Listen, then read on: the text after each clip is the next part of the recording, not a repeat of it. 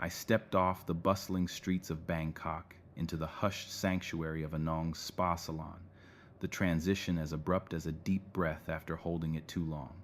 The air outside had been thick with the clamor of tuk-tuks and street vendors hawking pad thai, but inside it was a different world, soft lighting from paper lanterns casting warm glows on polished teak floors, the faint trickle of a water fountain mingling with the subtle scent of lemongrass and jasmine. I'd been in Thailand for a few months now, consulting on property investments for a British firm, but the relentless humidity and jet lag had finally caught up with me. A colleague had recommended this place, tucked away in a quieter corner of Sukhumvit, promising it was more than just a massage parlor, it was a reset for the soul. The receptionist, a young Thai woman with a polite smile, greeted me with a Y, her hands pressed together in that graceful gesture I was still getting used to. Sawazdika, Mr. Holloway. Welcome to Anong's Serenity Spa. Your appointment is with Kun Anong herself today. I nodded, returning the way awkwardly, my British reserve making me feel like an intruder in this serene space. She led me down a corridor lined with bamboo screens, the soft padding of her footsteps, the only sound besides the distant hum of spa music, gentle flutes and chimes that seemed to slow my pulse. Anong was waiting in the treatment room, her presence as calming as the room itself. She was in her mid-30s, I guessed, with dark hair pulled back into a neat bun, wearing a simple white uniform that accentuated her poise. Her eyes, warm and attentive, met mine as she offered another Y. Sawazdika, James. I'm Anong. Please, make yourself comfortable. Her voice was soft-spoken, with a melodic lilt to her English that carried just a trace of her native Thai accent. It wasn't the clipped efficiency I was used to in London meetings. It was inviting, like she had all the time in the world. I settled onto the massage table after changing into the provided robe, the fabric cool against my skin. The room was intimate, dim lights, fresh orchids in a vase, and essential oils diffusing a subtle aroma that eased the tension in my shoulders before she even began. "What brings you here today?" she asked, her hands gently assessing my back through the sheet. Her touch was professional, yet there was a kindness in it, a quiet strength that made me relax despite myself. "Work stress mostly," I replied, my voice muffled against the face cradle. "I'm here on business property consulting. The city's energy is invigorating, but it wears you down." I wasn't one for small talk, especially not with strangers, but something about the atmosphere encouraged it. Or perhaps it was her attentive, without being intrusive. She hummed thoughtfully, her fingers beginning their work on my knotted muscles. Bangkok can be like that, a whirlwind, but places like this help us find balance. There was a pause, filled only by the rhythmic pressure of her hands. "Have you been to Thailand before?" "First time," I admitted. "It's overwhelming, in a good way. The food, the markets, the temples. I visited Wat Arun last weekend, stunning at sunset. I surprised myself by sharing that. Back home, conversations rarely ventured beyond the weather or stock prices." Anong's laugh was soft, like wind chimes. "Ah, the Temple of Dawn. It's beautiful, yes. But try it at dawn sometime, fewer crowds, more magic." Her words painted a picture, and for a moment, I imagined the spires glowing in early light. As she worked, she pointed out tensions I hadn't noticed. "Here, in your shoulders, that's from carrying too much," and I found myself opening up a bit more. Not deeply, just surface-level anecdotes about my travels, the differences between London fog and Bangkok haze. The session unfolded slowly, her movements precise and unhurried. There was no rush, no glancing at a clock. Sensory details enveloped me, the warmth of the oil, the faint spa sounds echoing like a distant rain, the subtle tension in the air not uncomfortable, but charged with a quiet awareness. I caught glimpses of her focus, her brow slightly furrowed in concentration, and felt a flicker of curiosity. Who was this woman running her own spa in a city that never slept? But I pushed it aside. I was here for relaxation, not connection. My past had taught me caution divorce 5 years ago, a string of fleeting relationships that left me wary of anything more. As the hour drew to a close, she stepped back, allowing me space to sit up. "How do you feel now?" she asked, her eyes meeting mine with genuine interest. "Better," I said, meaning it. "Much better. Thank you, Anong." There was a polite exchange of smiles, nothing more. But as I dressed and paid at the front, her card in my hand, "Come back any time," I felt a subtle intrigue lingering, like the afterscent of jasmine. No sparks, no instant anything. Just a calm interaction that stayed with me as I stepped back into the chaotic street, the city's pulse quickening mine again. That evening, in my serviced apartment overlooking the Chao Phraya River, I thought about the spa. Not obsessively, but enough to note how the tension had eased. Anong's quiet strength replayed in my mind, her attentiveness, the way she listened without judgment. It was nothing, really, just a good massage. But in a city of millions, it felt like a rare moment of genuine human connection. I set the card on my nightstand, not sure if I'd return, but not discarding the idea either.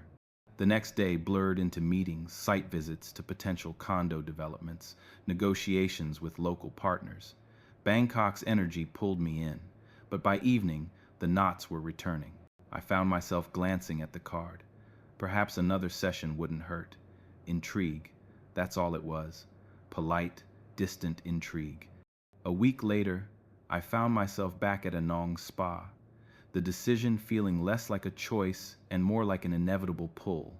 Work had been grueling, endless spreadsheets on property valuations, cultural nuances in deals that left me second-guessing every handshake. The spa's door chime welcomed me like an old friend, and the receptionist recognized me with a smile. "Back so soon, Mr. Holloway? Kun Anong will be pleased." Anong greeted me in the same treatment room, her expression lighting up just a fraction enough to notice, but not enough to overthink. "James, good to see you again. How has your week been?" Her voice carried that same soft warmth, and as I lay down, I felt a subtle ease settle in. "Better after last time," I replied honestly. "Your work lingers." It was a small compliment, but her shy smile in response stirred something, a faint flutter in my chest, like the first hint of a breeze before a storm. As she began, our conversation flowed a bit more naturally. She asked about my projects, and I shared snippets. The thrill of scouting undervalued land near the river, the frustration of bureaucratic red tape. "Thailand's market is booming," I said, "but it's a dance. Patience is key." She nodded, her hands working methodically. "Like life here, we say mai pen rai, no worries. Things unfold in their time." There was wisdom in her words, blended with her gentle touch. I found myself lingering on her presence, the way her hair caught the light, the quiet confidence in her movements. Not attraction, exactly, just a growing awareness. Post-session, she offered me herbal tea in the lounge area, a small gesture that extended our time. We sat on cushioned benches, the spa's calm enveloping us. "Tell me about your salon," I ventured. "How did you start it?" Her eyes softened. It was a dream. I trained as a therapist after university, but owning my own place that took years. Bangkok is competitive, but I wanted a space for true relaxation, not just quick fixes. There was pride in her tone, mixed with humility. As she spoke, I noticed her shy smiles when our eyes met, and my own thoughts wandered unbidden images of her outside this setting, perhaps strolling through a night market. That night, back in my apartment, her words echoed. Lingering thoughts crept in. The curve of her smile, the empathy in her listening. Butterflies, subtle and unexpected, stirred in my heart. I wasn't one for whimsy, but there it was, a quiet intrigue deepening into something warmer. Over the next visits, I booked twice more. That month, small gestures accumulated. She'd remember details. How was that river sight? I'd ask about her day, learning fragments. Her love for Thai cooking, weekend visits to her family up country. Our talk stayed light, but the emotional undercurrent grew. A brush of hands during tea, a shared laugh over a cultural mishap. I'd had nothing overt, just enough to fuel those butterflies. One evening, After a particularly long session, she walked me to the door. "Take care, James. See you soon?" Her question held a hint of hope, and my yes came easily. As I left, the city's lights blurred, my mind replaying her soft-spoken farewell. Unspoken attraction simmered, shy and tentative, like the first petals of a bloom. By now, my visits to Anong Spa had become a routine, every 10 days or so, an anchor in the chaos of my expat life.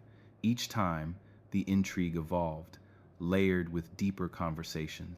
But it was during one rainy afternoon that things shifted, the monsoon pattering against the windows like a confessional veil.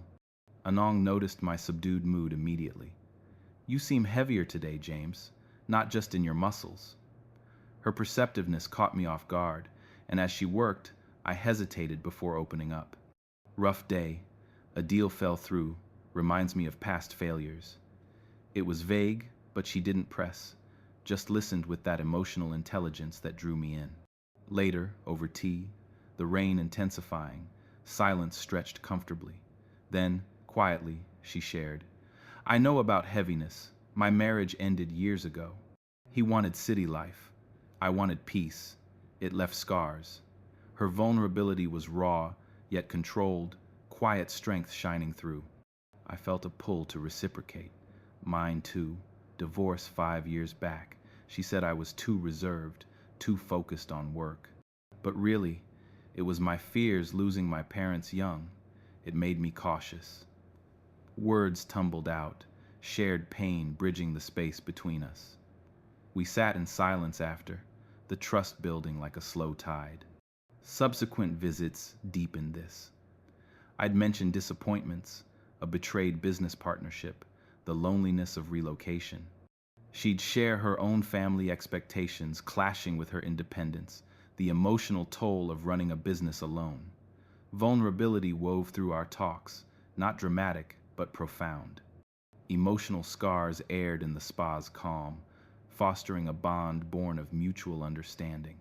One night, after sharing about my father's untimely death, her hand briefly touched mine. Pain shapes us, but it doesn't define us. The gesture lingered in my thoughts, trust solidifying amid the silence. As our connection grew, so did the awareness of our world's divergences. Thai versus Western perspectives surfaced subtly, not as barriers, but as nuances to navigate. During a session, I mentioned a frustrating meeting where indirect communication led to misunderstandings. In the UK, we say it straight. Here, it's all about saving face. Anong paused, her touch steady. "Yes, Kreng Jai, considering others' feelings. It's respect, not avoidance." Over tea, we explored more. She explained Thai family obligations, how elders' opinions weighed heavily, blending tradition with modernity. I shared Western individualism, the pursuit of personal goals, often at the expense of roots. Misunderstandings arose gently. Once, I pushed for direct answers on her weekend plans, and she smiled shyly, deflecting. Later, she explained it as politeness, not secrecy. We discussed expectations, my caution from past heartbreaks clashing with her patient optimism. Age difference flickered in my mind, but we addressed it respectfully. "In Thailand, wisdom comes with years," she said, easing my doubts. Through these talks, we learned me adapting to her subtle cues, her appreciating my forthrightness. No heavy conflicts, just exploration that strengthened our bond, cultural gaps becoming bridges. The shift happened so gradually that I barely noticed it at first, like the way Bangkok's humid evenings slowly bleed into night without any dramatic announcement. One Thursday, after my usual late afternoon session at the spa, the sky outside had turned the bruised purple of an approaching storm. Anong had just finished working the last stubborn knot from between my shoulder blades, her fingers lingering a second longer than necessary before she stepped back. "You look lighter today," she said, offering that small, knowing smile of hers. "I feel lighter," I admitted, sitting up on the table. "You've got magic in those hands." She laughed softly, the sound I had come to anticipate. Quiet and genuine, no magic. Just patience. Then, almost as an afterthought, she added, "There's a little cafe 2 soys away. They serve excellent chamomile tea and mango sticky rice. If you're not in a rush." I paused. The invitation felt different from our usual spa-bound conversations, less contained, more deliberate. My instinct, the old British reflex to keep things neatly compartmentalized, almost made me decline with a polite excuse about emails waiting. But something in her expression, open, unpressured, tipped the balance. "I'd like that," I heard myself say. We walked the short distance together, under the shelter of wide shop awnings, as the first fat raindrops began to fall. The cafe was tucked into a narrow alley, its entrance framed by hanging ferns and fairy lights strung across the ceiling. Inside, the air smelled of toasted coconut and fresh lemongrass. We chose a corner table near the open window, where the rain now drummed steadily on the metal roof above. Anong ordered for both of us, hot jasmine tea for her, the chamomile for me, and a plate of mango sticky rice that arrived glistening under a blanket of coconut cream. For the first half hour, we talked about safe things. The latest construction cranes sprouting along the river, the way traffic seemed to worsen every monsoon season, how I still couldn't quite master the correct tone for a Thai Mai Pen rye. But slowly, the conversation turned inward. She told me about growing up in a small village in Aizan, the northeastern region where the land is flat and the sun merciless. "We had rice fields as far as you could see," she said, tracing invisible lines on the table with her finger. "Every morning my mother would wake us before dawn to help with the planting. I hated it then, mosquitoes, mud up to my knees. But now, I miss the quiet, the way the world felt big and small at the same time." I listened, trying to picture it. My own childhood had been London suburbs, semi-detached houses, gray skies, the distant rumble of the tube. "We didn't have fields," I said, "just concrete and parks that were more mud than grass in winter. My father used to take me to Hampstead Heath on Sundays. We'd walk until my legs ached, then sit on a bench and eat sandwiches in silence. He wasn't much for words, but those walks, they were his way of saying he cared." Anong nodded, her dark eyes steady. "Silence can say a lot, sometimes more than words." That first outing set a pattern. We began meeting once a week, sometimes at the cafe, sometimes at a different spot she chose, a quiet riverside park where old men played chess under banyan trees, a night market stall that sold the best grilled squid she'd ever tasted. Each time felt like peeling back another layer, not dramatically, but steadily. The meetings were never long, 2 hours at most, yet they became the part of my day I anticipated most. Work was still demanding. Site inspections in the outer districts, endless Zoom calls with London at ungodly hours, negotiations that required reading between every line of polite Thai English. But knowing that, at the end of it, there would be Anong waiting with her calm presence and gentle questions made the chaos tolerable. One evening we walked along the Chao Phraya after a late dinner of boat noodles at a riverside stall. The river was alive with lights, tourist boats strung with colored bulbs, ferries cutting dark paths through the water. Anong pointed out a small temple tucked between 2 high-rises, its golden chedi glowing softly. "Most people walk past it every day and never notice," she said. "But it's been there since the Ayutthaya period, hidden but steady." I glanced at her profile, illuminated by the city glow. "Like you, perhaps." She turned to me, surprised, then smiled that shy smile again. "Maybe. Or maybe like you, someone who travels far to find something steady." The words hung between us, warm and unspoken. I didn't push, neither did she. As the weeks passed, the connection began to spill beyond our meetings. The first message came late one night after I'd returned to my apartment. I'd sent a simple asterisk, "Thank you for tonight." The river walk was exactly what I needed, asterisk. Her reply arrived within minutes. Asterisk, "I'm glad. Sleep well, James. Dream of quiet places." Asterisk. From there, the messages grew. Not constant, not clingy, just enough to bridge the days between meetings. A photo of a particularly beautiful orchid in her garden with the caption, asterisk, saw this and thought of your stories about English roses, asterisk me, sending a snapshot of the skyline from my balcony at dusk, asterisk, your city never stops surprising me, asterisk.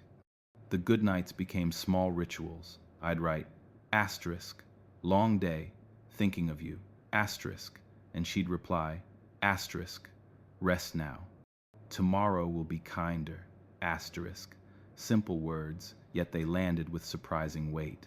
I found myself rereading them before sleep, the way a man might turn over a smooth stone in his pocket. Emotional dependence crept in quietly. I noticed it in small ways. The way my mood lifted when her name appeared on my phone. The subtle disappointment if a meeting had to be rescheduled because of her late clients or my sudden travel. I began to crave her perspective, the way she could listen to my frustrations about a stalled deal or a cultural misstep and offer a gentle reframing. In Thailand, we say the bamboo bends so it doesn't break. Maybe your project needs to bend a little too. She, in turn, started sharing more of her own world. One night, after a particularly exhausting day at the spa, she texted, asterisk, today was hard, many clients, not enough hours. Sometimes I wonder if I'm doing enough. Asterisk, I replied without thinking. Asterisk, you're doing more than enough. The people who come to you leave lighter. I know I do. Asterisk. Her response was simply a heart emoji, the first she'd ever sent. It felt monumental in its simplicity. Another time, she invited me to help her choose flowers for the spa's weekly refresh. We stood in the Chatuchak weekend flower market, surrounded by buckets of marigolds, orchids, and lotus blooms. She asked my opinion on a cluster of white jasmine, and when I said they reminded me of the scent that always lingered in her treatment room, she bought them without hesitation. You notice things, she said, as we walked back to her car, arms full of blossoms. Most people don't. I notice you, I replied, the words slipping out before I could temper them. She glanced at me sideways, a faint blush coloring her cheeks. Good. The quiet changes accumulated like rain in the monsoon season, slow, steady, undeniable. I thought of her during meetings, during solitary dinners, during the long hours when the city pulsed around me, and I felt strangely anchored. Her warmth had begun to cut through the reserve I'd carried for years, the emotional caution that had kept relationships at arm's length. With Anong, arm's length no longer felt necessary. One rainy Sunday, we met at Lumpini Park in the early morning before the heat became unbearable. We walked the paths, watching monitor lizards slide into the lake and joggers circle the track. At a quiet bench, she rested her head briefly against my shoulder just a moment, but enough to make my heart stutter. James, she said softly, this, whatever it is between us, it feels like coming home after a long journey. I swallowed, my throat tight. It does. We sat in silence after that, watching the city wake up around us. No declarations, no promises, just the simple, profound knowledge that something real was growing between us, fed by late-night messages, riverside walks, shared silences, and the slow, patient opening of two guarded hearts. In the vibrant, chaotic backdrop of Bangkok, our bond deepened natural, unforced, and quietly beautiful. The first real crack appeared on a Tuesday evening in late October, when the monsoon had finally begun to ease its grip on Bangkok, leaving the air sticky and the streets slick with leftover rain. I had texted Anong that morning to confirm our usual cafe meeting after her last client. Asterisk, looking forward to seeing you. 7 p.m.? Asterisk. Her reply came quickly. Asterisk, yes, see you then. Busy day today. Asterisk, simple, polite, nothing unusual. But when I arrived at the cafe, the corner table empty, I waited. 10 minutes. 20. No message. No call. The waiter gave me sympathetic looks as I nursed a cooling chamomile tea. At 7:45, my phone buzzed. Asterisk, sorry, James. Client stayed late. My Penrai? Rain coming again. Asterisk. I stared at the screen, a mix of relief and irritation bubbling up. My pen rye, no worries. I'd heard it 100 times, usually with a smile that smoothed everything over. But this time it felt like a gentle deflection, the way she sometimes softened edges I didn't even know were sharp. I typed back, asterisk, no problem, hope everything's okay. Talk tomorrow? Asterisk. Then impulsively I added, asterisk, missed you tonight. Asterisk. I hit send before I could overthink it. Her response took longer. Asterisk. Thank you. Tomorrow at the spa? Asterisk. No mention of the miss you part. No emoji, no warmth beyond the usual courtesy. I told myself it was nothing her day had been long, the spa demanding, but the seed of doubt took root. The next session at the spa felt different. The room was the same, soft lighting, lemongrass scent, the trickle of water, but the space between us had widened.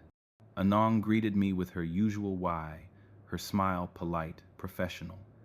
As she worked on my back, her touch was steady, skilled, but the easy rhythm we developed was absent. Conversation stayed surface level. Weather, traffic, a new property project I was consulting on. When I tried to steer toward us times, I was worried when you didn't show last night times, she murmured. It was just work, no need to worry, and moved on to the next muscle group. I left feeling unsettled. That night, I replayed it in my head, the way her eyes had avoided mine for a fraction longer than usual. Was she pulling back? Had my growing dependence become too obvious, too Western, too needy? Or was it me reading too much into her quietness, projecting my own fears onto her restraint? The misunderstandings snowballed slowly, each one small enough to dismiss, yet cumulative. A few days later, I suggested we meet for dinner instead of the cafe, something more intentional, perhaps at a quiet riverside restaurant I'd found. Asterisk, I'd like to take you out properly. Asterisk, I wrote. Her reply, asterisk, sounds nice, but this week is full. Maybe next? Asterisk, again, polite, again, distant. I felt the sting of rejection, though she hadn't said no outright. In my mind, I heard the unspoken. Asterisk, not ready, not yet, maybe never. Asterisk. I began to second-guess everything. When she smiled during our next spa session, was it genuine or just the Thai habit of maintaining harmony?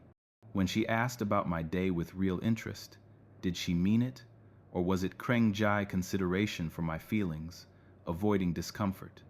I knew enough about Thai culture now to recognize the patterns.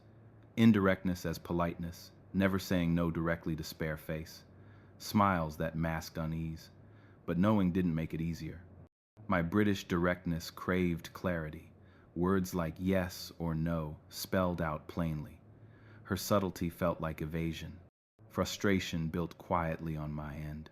One evening, after a particularly strained session where I'd tried to joke about our missed dates, and she'd responded with a soft laugh that didn't reach her eyes, I sent a message. Asterisk, Anong. Have I done something wrong? You seem distant lately. Asterisk, I waited, heart thudding.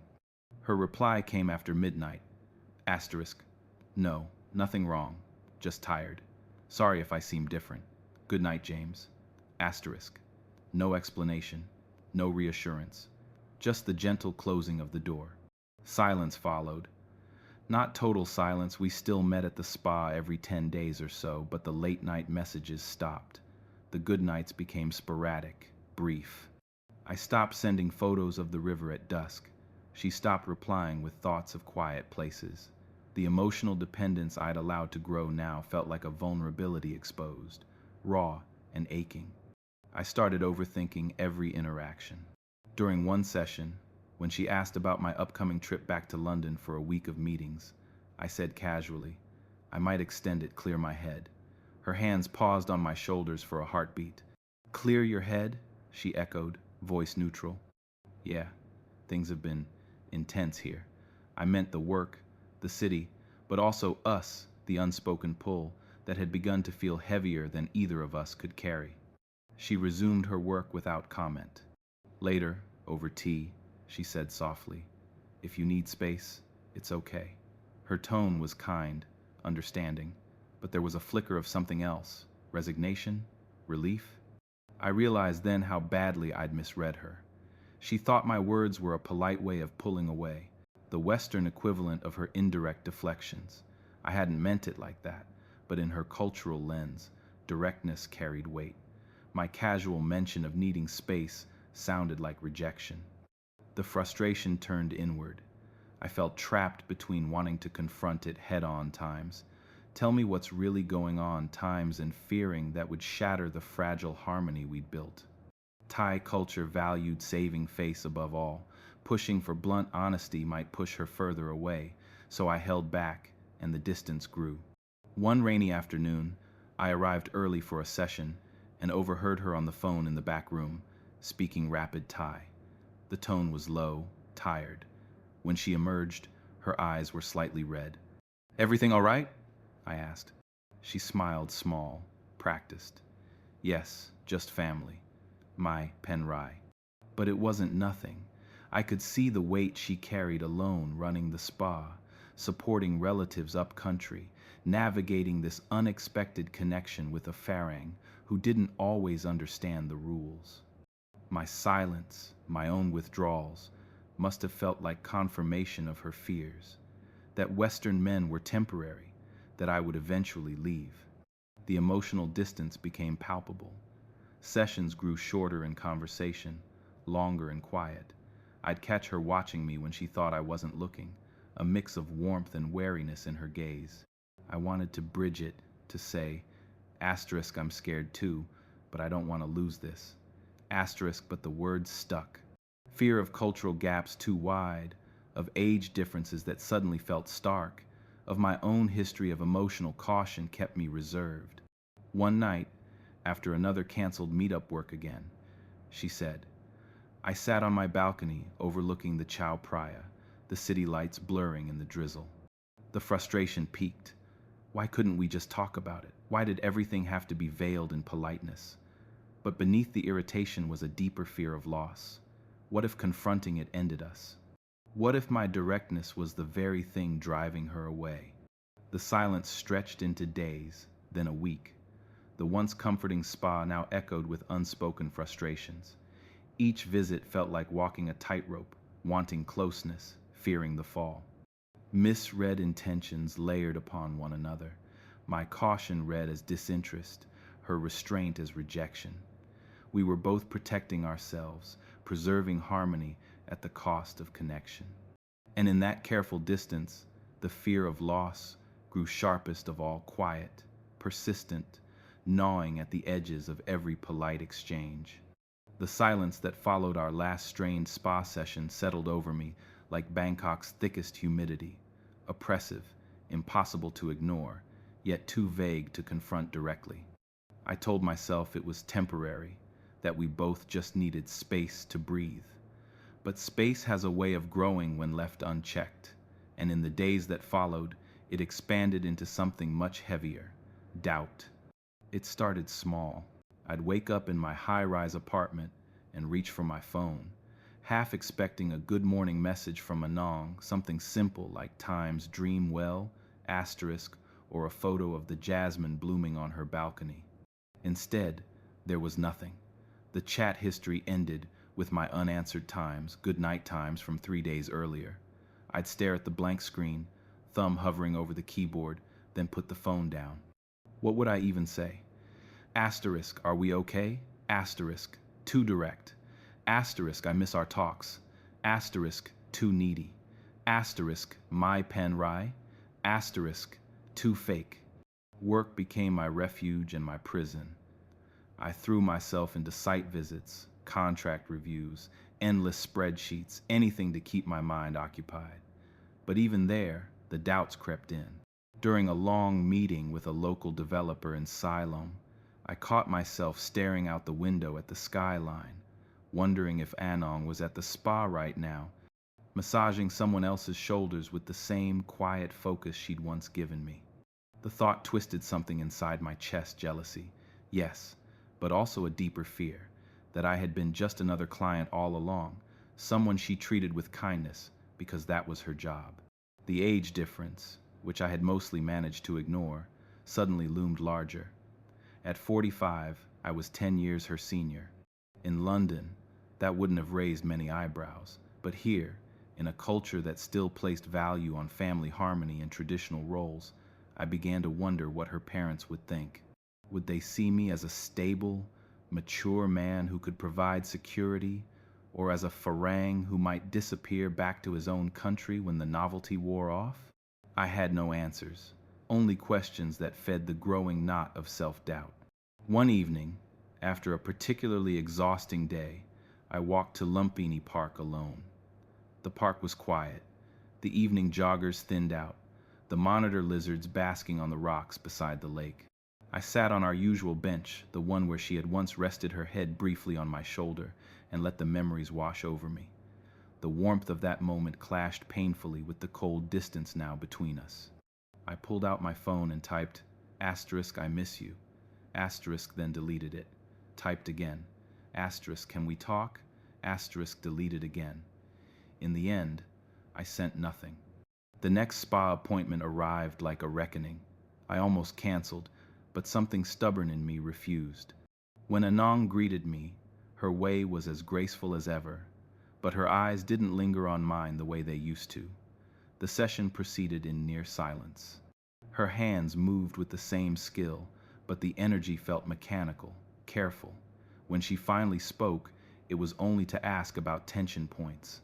Halfway through, I couldn't stand it anymore. "Anong," I said quietly, "what's happening between us?" Her fingers paused on my lower back. For a long moment, there was only the soft trickle of the water feature and the distant hum of the city outside. "I don't know," she answered eventually, her voice low. "I feel unsure." Unsure. The word landed like a stone. I waited, hoping she would elaborate, but she resumed her work without another word.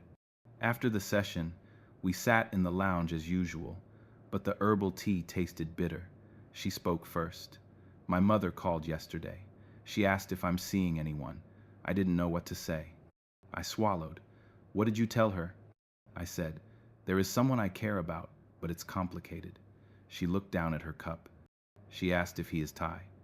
When I said no, she was quiet. Then she said, "Be careful, Anong. Foreign men sometimes leave." The words stung, not because they were untrue, but because they echoed my own fears so perfectly. "Do you think I would leave?"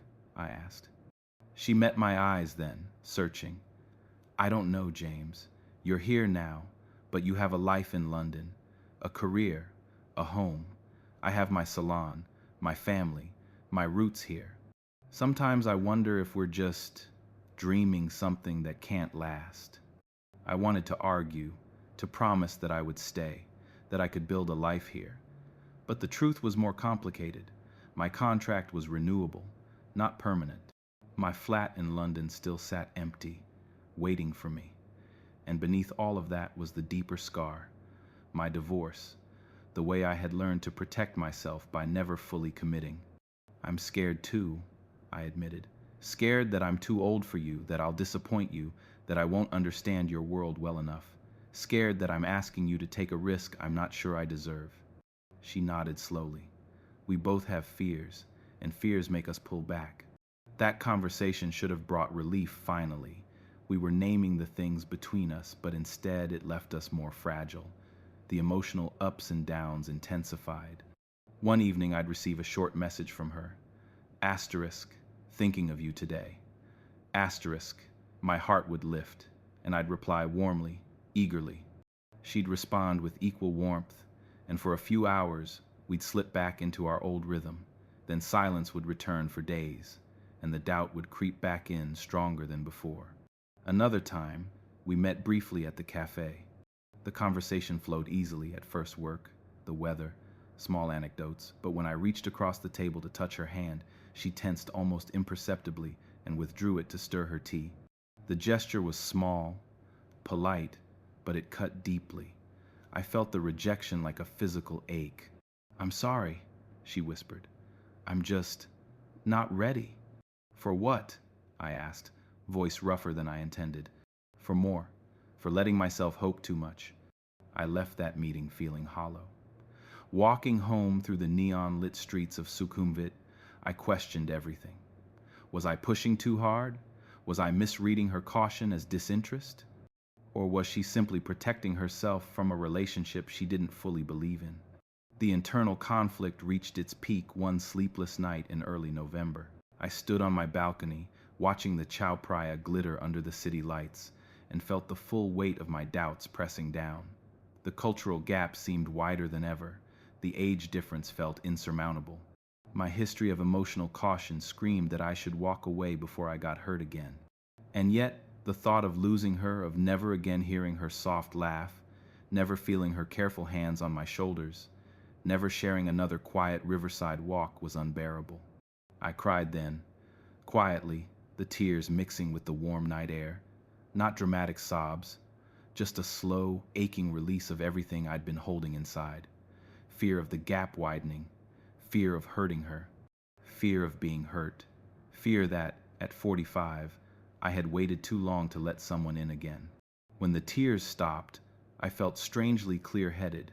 I knew I couldn't keep drifting in this limbo of half connection and half distance. Something had to give. Either we found a way to bridge the fears together, or we let go before the hurt became permanent. I picked up my phone, fingers trembling slightly, and typed the message I'd been avoiding for weeks. Anong, I don't want to lose you, but I also don't want to keep hurting us both with this silence. Can we meet and talk, really talk without holding back? I hit send before doubt could stop me. Then I waited. The emotional tension hung in the air like the city's perpetual humidity, thick, pressing, unavoidable. Whatever came next, I knew it would either break us open or break us apart. There was no middle ground anymore. The breaking point came on a humid evening, the air thick with unsaid words. I'd avoided the spa for a week, drowning in doubts, but the pull was too strong. I showed up unannounced, the receptionist ushering me in with a knowing look. Anong was closing up, the salon empty save for the fountain's trickle. "James," she said, surprise softening to concern. "I thought perhaps you were done." Her words hit like a gut punch. I stepped closer, the dim lights casting shadows on her face. "No, God, no. I've been an idiot wrestling with fears, the differences, my past. I thought you were pulling away." She looked down, vulnerability etching her features. "I was, afraid you'd leave, like before. Our worlds, they're not the same. Age, culture, my family would question. And you, so reserved, I misread your silences." Emotional confrontation unfolded raw and honest. I took her hand, the first deliberate touch beyond professional bounds. "Anong, these months have changed me. Your kindness, your strength, it's healed parts of me I thought were broken. The cultural gaps, we can bridge them. Age, it's just numbers. I'm scared too, but I want this us." Tears glistened in her eyes, her quiet strength cracking. "James, I felt it too. The butterflies, the dependence. But trust, it takes time. I've shared my scars, and you've listened. No one's done that." We talked late into the night, seated on the lounge benches, the city humming outside. Honest communication flowed. My commitment fears from the divorce, her wariness from past betrayals. Misunderstandings unraveled my work absences weren't disinterest. Her deflections weren't rejection. We explored expectations, blending Thai traditions with Western openness, family introductions slowly, no rush. As dawn neared, clarity emerged. "Let's try," she whispered, her head on my shoulder, slowly, like we've been. The resolution was mature, realistic, no grand gestures, just heartfelt promises. We walked out together, the first light touching Bangkok's skyline. In the weeks that followed, our bond solidified. Shared meals at her family home, where her mother's approving smiles eased doubts. Trips to temples, merging our perspectives. Late talks turning affectionate, kisses tentative, then deepening. Emotional clarity brought peace. I extended my stay in Thailand, our love a slow burn, now fully alight, gentle, profound, enduring. In Anong's arms, I found home, scars fading into shared strength, a happy ending, not fairy tale perfect, but ours heartfelt and real.